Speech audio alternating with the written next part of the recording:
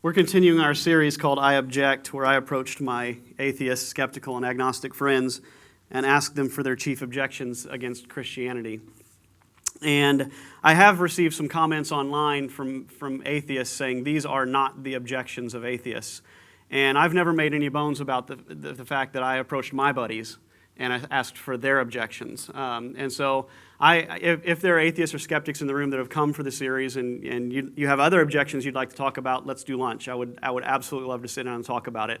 But these are the objections I received from my friends that they would categorize themselves in the category of atheist, agnostic, or skeptic. And so we've already dealt with a couple of them. We dealt with proper belief or proper behavior. Why does the Christian God seem more interested in proper belief than he does proper behavior? Last week, I kind of avoided talking about gay marriage and just talked about the topic of homosexuality. And this week, we are talking about the idea, one of my friends said, it just doesn't seem like the rank-and-file Christian is trying very hard. And that was my buddy Mike that I introduced you to a couple of weeks ago. Brilliant guy, works over at U of L, got his PhD over there. And his posts on science and biology and chemistry, I read them and I just have to think, I have absolutely no idea what he's talking about. He's just a super smart guy. But one of his issues with Christianity is Christians and kind of the attitudes of Christians. And there's something, when I hear an objection like that, there's two ways to go about it. And one is I could try to defend it and say, well, Christians aren't that bad, or maybe Christian theology allows for that, and there's all kinds of things I could say about that. But I really don't feel like I want to go that route today. I just want to talk to us as a church and just say, how can we as a church not be a bunch of jerks? How can we be kind? And how can we, in the song that we heard a while ago about God and how good he is and how merciful he is, if we're going to be followers of Jesus and that he represents this goodness and mercy, how can we as Daylight Church, I'm not the pastor of the Church Universal, but I am the pastor of Daylight Church. And so I can say here in front of you guys, let's think about how we treat people. Let's think about how we act with people. Because I'll tell you, if I was an atheist, this is the point I would hammer home all the time, is that Christianity seems to say the life of a believer will be transformed. That's one of the chief messages of the New Testament, is that if you become a follower of Jesus, it will change you from the inside out. It will give you a new perspective on life. It will change the way you think, the way you act, how you spend your money, how you spend your time. That's kind of one of the chief messages of the New Testament. And yet we see all kinds of Christians all over the place that they don't seem to be like enraptured with Jesus. They don't seem to be really passionate about this idea of radical life change. And if I was an atheist, I'd hit that all the time. I'd say if Christianity really is what it's supposed to be, why don't we see people really changing?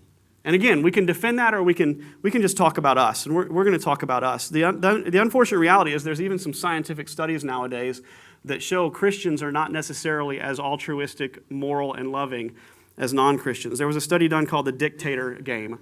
And in the Dictator Game, they went to 6 different countries, and it wasn't just 6 countries in North America. It was Canada and the USA.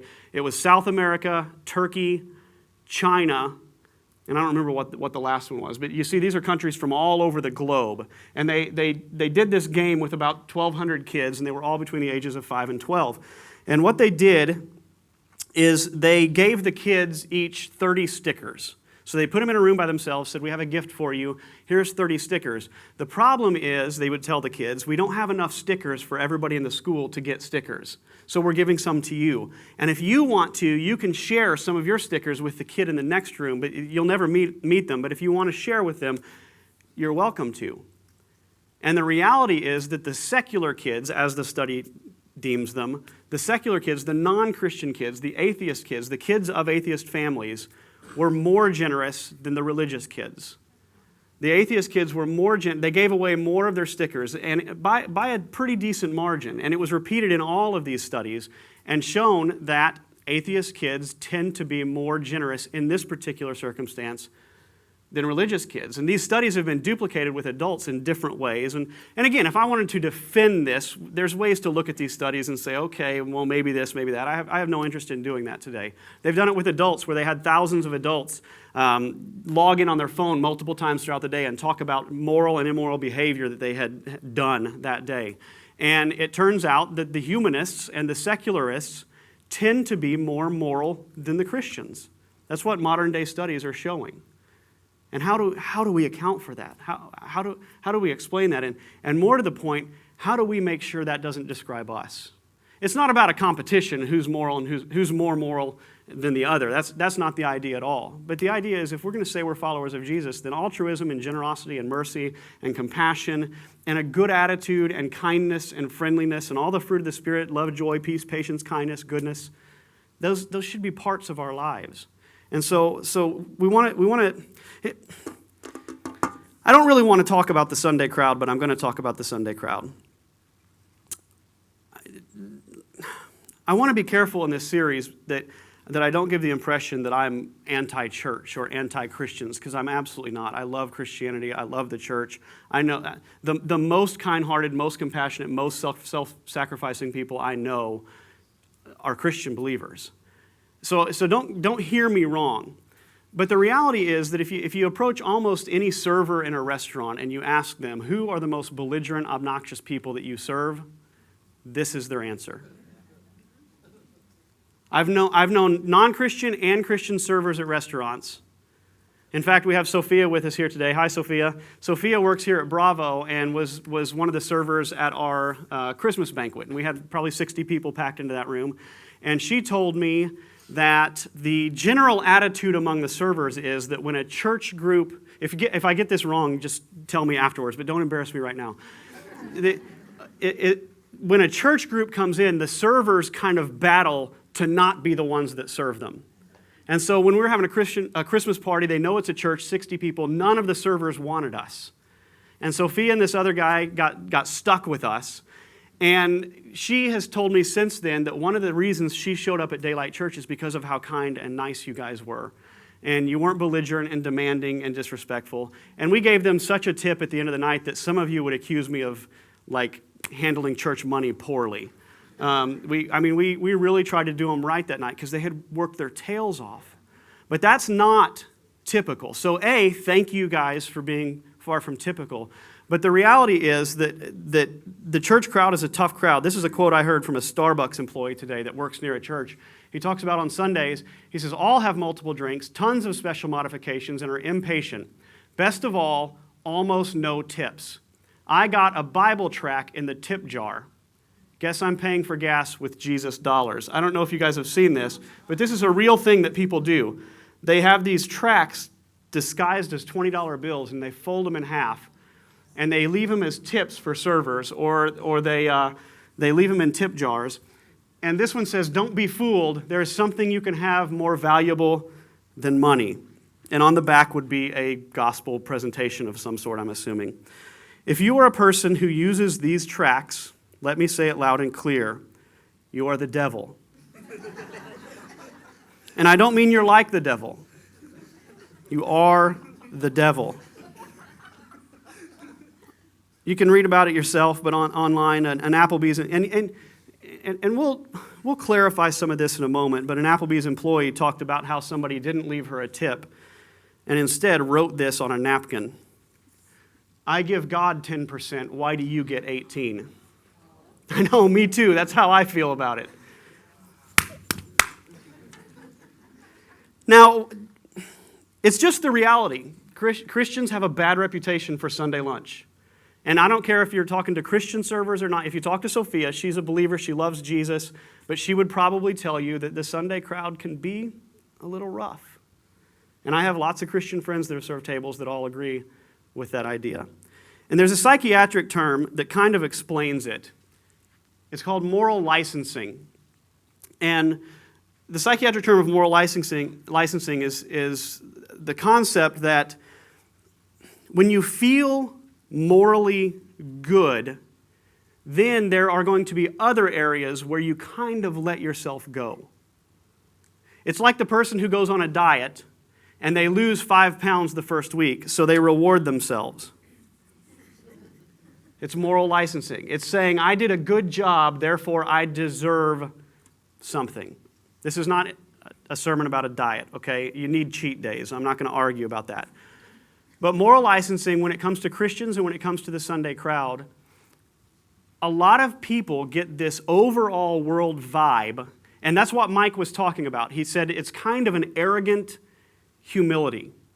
It's this idea that I am a churchgoer, I give in the offering, I do some service projects, and that becomes like the foundation of your goodness and morality. Where I would say if Jesus stood in front of us and was able to confront us, he would say, guys, come on. It clearly, obviously doesn't stop there. But it's the idea that we think we are good enough, so we don't continue to strive. And I think it's realistic. I've been around church and churchy people and church folk for a very, very long time. And there are just those who are passionately full steam ahead chasing after Jesus, and then there are those that come to church, and it's kind of the limit of who they are. Paul says this. He says, what then? Shall we sin because we are not under law, but under grace? He says, by no means. So a certain level of Christianity or a certain level of church attendance doesn't give you license to be a jerk to a server or to be a jerk to anyone. In fact, it ought to be just the opposite, that church attendance, spirituality, chasing after Jesus ought to shape and change the way you view people. Dietrich Bonhoeffer, the famous German theologian, said this. He said, cheap grace is grace without discipleship, grace without the cross, grace without Jesus Christ, living and incarnate. We've talked about that word incarnate. It means incarnal, in meat, in flesh. Jesus in us. And he talks about cheap grace a lot. The idea that we can be religious people, we can be spiritual people, we can go to church, but Jesus doesn't actually consume us. Jesus doesn't actually live in us. Jesus doesn't control us. And it's not the place that we want to go. Now, let me defend the church crowd just briefly. First off, when we talk about Christianity, I have no idea why Jesus graffiti would have a heart that's burning it's like a broken heart. I don't get it. I don't get any pictures of Jesus. But when we talk about Christianity and we're talking about being followers of Jesus, we're talking about being followers of the perfect one, the one who is the highest moral standard, the most altruistic human being that ever lived. We're talking about the perfect man. And so Christianity at its foundation already sets us up to be the church crowd. We can't achieve that standard. And the sad thing is that when people look at Christians, they know what the standard ought to be, and they always compare us to that standard. And Christianity doesn't say that. It does say that's what we should strive for, but it doesn't say that we'll ever be perfect. It says we should strive to be perfect. And the sad fact is that it's cliche, but it only takes a few bad apples to ruin the whole load. So let's say Sophia goes in on a Sunday and there's a bunch of people that pour in after church, and you can tell by the way they're dressed and the way they talk, and so maybe they pray over their meal. And let's say out of 100 people in the restaurant, 6 at one table are belligerent, rude, angry, disrespectful, and stiff her on the tip. Who is she going to talk about when she goes back in the kitchen? It's like when you get online and you say, I've had a cough for a couple days and my joints ache. Man, you start reading all the things that people will say is wrong with you, and the next thing you know, you're going to be bleeding out of your eyes and your head's about to explode because people, we live in a culture that focuses on negativity. So part of the defense about the church crowd and the arrogant humility of Christians is just to say, yes, we confess there are some bad apples out there. It doesn't mean that every Christian is a bad apple. It just means that there are some, and those some do get a lot of the attention. That's as far as I'm going to go with defending Christians. I'd rather just talk about how can we be good people, how can we be kind and compassionate people. Thomas Edison used to have a test that he would give potential candidates for employment, and it's ridiculous. Look it up. It's 80 questions Thomas Edison would ask, and it's things like, where is the river Volga? Who was Plutarch, Danton, and Leonidas? Danton, sorry. Where was Napoleon born? Who invented logarithms? How is leather tanned? Name 3 principal alkalis. Anybody in here that could work for him? Yeah, and it's crazy. The whole 80-question test is like his pre-employment quiz. Somebody wants to work for Thomas Edison. This was back in the late 1800s. He would just send them this list. And get it that this was not the years of Google. They couldn't just get online and say who was Plutarch. They couldn't do it. And so they had to be like ultra super educated people. But then, if they passed that test, he would use what they called the soup test. This is an old Campbell's soup ad that would have been about the time of Edison. And he would invite the potential candidate in for soup, and he would serve them soup. And he would watch them to see if they salted their soup. And if they salted their soup before they tasted it, they were automatically disqualified from hiring because he would think they had no idea how to conduct a scientific experiment. See, his mentality was you should taste the soup before you salt the soup. And so this was like the litmus test for him as to who could be employed under me. And so if you went to Jesus and you said, Jesus, what's the test for a disciple? What's the test for a follower of you? My guess is you would find some of the things we find in Scripture here. Things like, this is my commandment, that you love one another. As you wish that others would do to you, so do to them. Love one another with brotherly affection. Outdo one another in showing honor. Philippians 2, in humility value others above yourselves, not looking to your own interests, but each of you to the interests of others. The whole law is fulfilled in one word. You shall love your neighbor as yourself. Whatever you did for one of the least of these, you did for me. By this, all men will know that you are my disciples, if you love one another. It seems to me there's a pattern.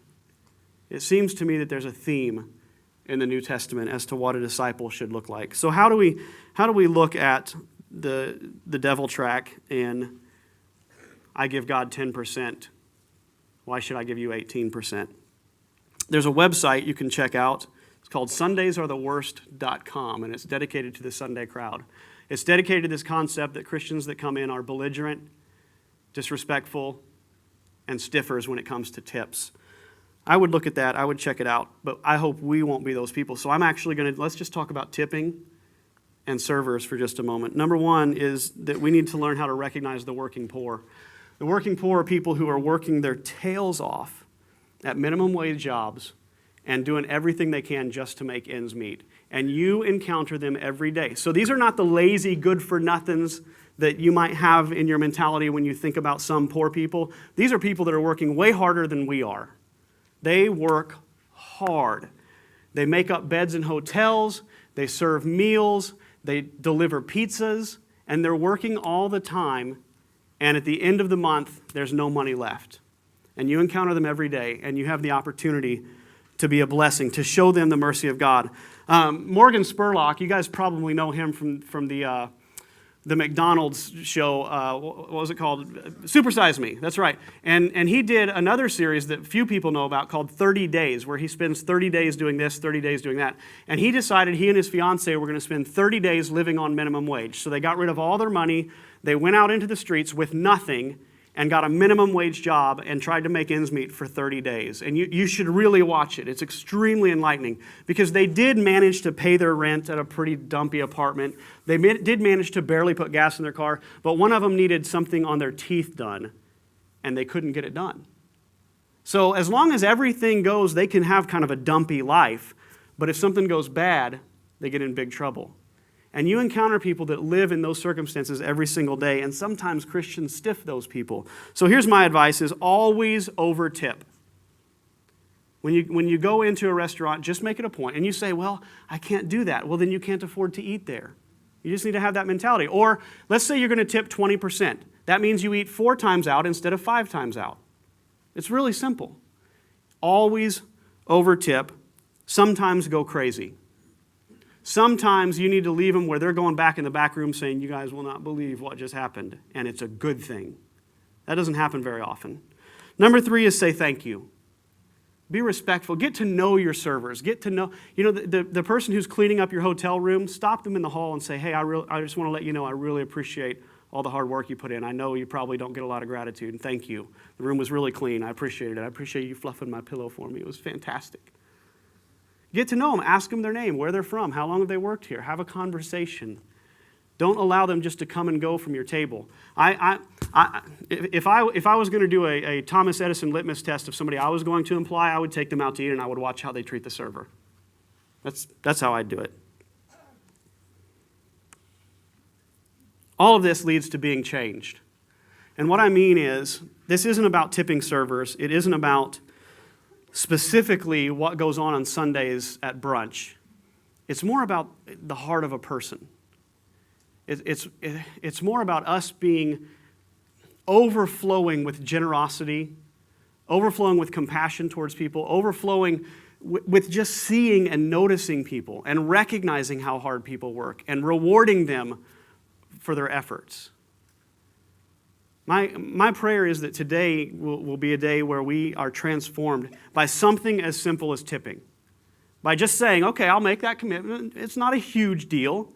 Let's say you tip $100 a month for the rest of your life. You could probably afford that. Not everybody could, but most of us could do that easily. And it would be just a nice way to be generous, to have our hearts changed, to see people differently. These are some of the things Jesus said about generosity and helping people. Help the weak and remember the words of the Lord Jesus. It's more blessed to give than to receive. Give and it will be given to you, good measure, pressed down, shaken together, running over will be put into your lap. For with the measure you use, it will be measured back to you. And it goes on to say very similar stuff. Whoever is generous to the poor lends to the Lord, he will repay them. I'm a believer that when you become generous, and I don't just mean when a server comes to your table. I'm talking about when the Girl Scouts knock at your door. I'm talking about when the kid from your coworker comes up and is selling magazines. Don't just buy a magazine. Buy 20 magazines. Do something crazy. Do something that's off the charts generous. You can't obviously do it every day, but you can do it sometimes. And what this seems to indicate is that when you exist in that level of generosity, compassion, noticing people, that something comes back to you. That's not the motive. It's not the heart behind it, but it's a law that it happens, that when you're generous and you give and you notice people, God's going to take care of you, and he's going to do something interesting and new and wild and amazing in your life just through simple acts of generosity. So here's a couple other points about generosity. Number one is drive across town. Last week, my friend Jason Klotz came to church here, and he comes from Old Louisville, and he rides over with Liz, who drives over from Old Louisville. But then a lot of times he doesn't have an easy ride home, so he has to look at the bus schedule and go out and get on a bus. And I saw him out in the hallway and asked him how it was going. I asked him how he was going to get home. And he was looking online at the bus schedules. He said, well, I'm looking to see if I can get on a bus. So I did the math real quick in my head, and it was going to be a 45-minute round trip. And I had just preached the toughest sermon of my life, and I really wanted a milkshake, which, by the way, they were out of at Steak and Shake. I had been thinking about that speculoos milkshake for months, but I didn't take it out on the server. So I'm standing there and I'm confronted with this opportunity to be altruistic. And I thought in my head, I ain't taking you across town. And Chris Duke, right there, our sound guy, he was standing nearby, and I heard Chris say out loud, you need a ride? And I thought, yes. And I know Chris, and Chris's wife brags on him all the time as being the nicest person you'll ever meet, and I'm starting to believe that. The next thing I know is Chris is in the car, pulling out and driving all the way across town, driving all the way back. 45, 50 minutes round trip that he doesn't get to spend with his wife. He doesn't get to have lunch. But that's who he is. That's his heart. That's his character. I'm learning a lot about him, and that's the reality. And so I'm not just talking about tipping servers. I'm talking about noticing people and seeing needs and filling needs and meeting needs. And when you do that, it does change who you are. And people start saying things like, he's the nicest person I know. And that's, Christianity isn't about being nice. It's about being transformed and in a relationship with God. But when you're transformed and when you're in a relationship with God, it tends to produce nice people because God is pretty nice. Just go watch the sunset and you'll know. He wants to change you from the inside where you notice people and don't act like your pastor, but act like Chris Duke. Do this. I've been watching my sister Abby and her friend Lacey Latimer over the last few weeks. Abby just went back to Southern Illinois. She's going to Hong Kong to Africa for some training, and then to Hong Kong to work with the red light district worker girls there. And they've developed this intimate, close connection and bond in like no time. This is their arms that they wrote on. I think that's the other one is Jessica Johnston's arm, but it's just wild to see how closely and intimately they connect. And I mentioned last week in a sermon how hard it is. I don't think guys connect like girls as easily in general. But it's been almost magical to watch the level of sacred friendship between them. So Lacey has joined us in the last several months and serves people just more than just about anybody I know. But her and Abby, they just connected. They became friends very quickly. And I'm convinced that the way you treat your friends and the way that you appreciate your friends and your spouse and your kids and your personal intimate relationships you have now carries over into that arrogant humility that others will see. If you're kind of a sour jerk at home, people are going to pick up on that outside of the home. And so one place to focus would be on the people that God has given you to love well. And if you read about Jesus, Jesus had no trouble being close to people. This is the Last Supper. You've all seen paintings of the Last Supper. And at the Last Supper, John says, now there was leaning on Jesus' chest. It actually says bosom in the English, and I just felt uncomfortable, but I just said it, bosom. Now there was leaning on Jesus' chest one of his disciples whom Jesus loved. So John is kind of playing himself down here and taking the humble role, but he describes himself as the one Jesus loved. And you find that in the paintings have it all wrong. At this meal, chances are they were in reclining seating and they were leaning against one another. And when John would talk to Jesus, he would lean over. And there's indications in Scripture that Jesus could whisper to John. And John, his head could literally touch Jesus' chest while they were talking. And I was just reading about a missionary that's on an island in Africa, and he talked about the cultural adaptations he's having to adjust to. And part of it is the affection that men show to men, like walking down the street hand in hand and things like that. And I think our culture has painted this picture that intimacy, especially among men, is scary or bad or leads to bad stuff. Whereas I think if you read Scripture, what you find is that we're meant to be close to one another. We're meant to have friends. We're meant to be intimate with one another. Scripture says things like, greet one another with a holy kiss. Man, a pastor could really get a church in total chaos if I preached that. All right? But there's this intimacy that we're lacking in our culture. And so I just want to encourage you to avoid the Sunday crowd, to avoid this perception that Christians are jerks. A lot of that is established at home. A lot of it is established in your friendships. I don't remember the name of this band, but I heard their lyric recently. He said, I will invite you in if you won't stay long. We tend to have that isolationist mentality in America where we push people out. I'm saying bring people in. And then finally, I want to encourage you to be a little bit monkish. Some of you know that I spent a weekend retreat down at the Abbey of Gethsemane, which is just south of here. I really encourage it. It's just a great time of silence and contemplation. But the monks there, they file in 7 times a day, so it's pretty neat. You can go sit at the end of the chapel, and they'll just one by one come in, and they touch some holy water and and do the cross, and they shuffle over to their seat, and they sit down, and it's just, every now and then you'll hear the creak of a chair, but that's the only noise you hear. And then eventually another will come in and another, and they'll sit down, and it's just really silent and serene. And then they'll all stand up together, and they'll sing some psalms together, and they follow a little liturgy, and they do some chanting and praying. And then after that's over, it lasts about maybe 6 or 8 minutes. Some of them go back to their work. They make cakes and soap bars, and that's what they do with their life, is they've dedicated their lives to contemplation, prayer, and work. And some of these are young guys that have given up sex, they've given up relationships, they've given up television, they've given up computers and games, and just for silence. And just to try to be close to God. And some of them stick around for a half an hour, and they just sit and they read the Bible and they pray. And I'm thinking, I just don't know if I could do it. But if you read Thomas Merton is a famous Trappist monk that's written many, many books. And he talks about people who are non-monks that carry a monk mentality. And this is how he describes it. He says, they're totally abandoned to one need alone, that of obedience to the word and spirit of God. Tested by fruits of humility and compassionate love, even in the midst of the world. Perhaps such, quote, monks may have no overt monastic connections whatever. So these are the monks of the Abbey of Gethsemane.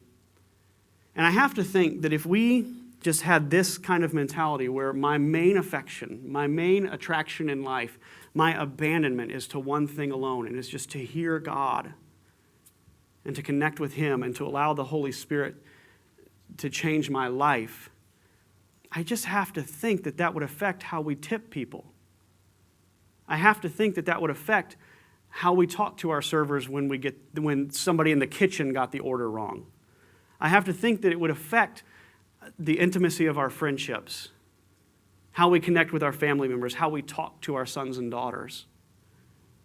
It's this idea that if you would be abandoned to Him, it would shape you and your character. And so I want to encourage you today to be a little bit monkish, is decide once and for all that I will walk that path. It may not be the exact path they would walk, but I will say, Jesus, I want to be absolutely abandoned to you.